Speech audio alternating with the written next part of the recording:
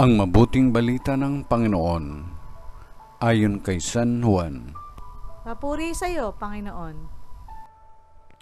Si Tomas na tinaguri ang kambal, isa sa 12, ay hindi nila kasama nang dumating si Jesus.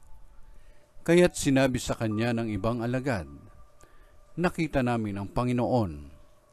Sumagot si Tomas, "Hindi ako maniniwala hanggat di ko nakikita ang butas ng mga pako sa kanyang mga kamay, at naisusuot dito ang aking daliri, at hanggat hindi ko na ipapasok ang aking kamay sa kanyang tagiliran."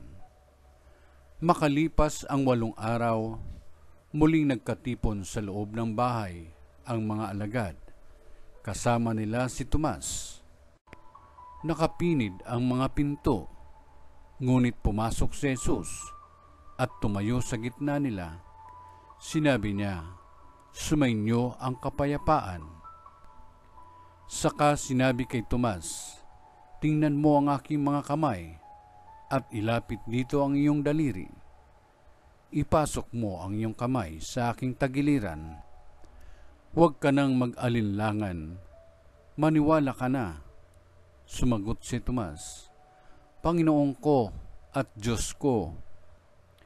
Sinabi sa kanya ni Jesus, "Naniniwala ka na ba sapagkat nakita mo ako?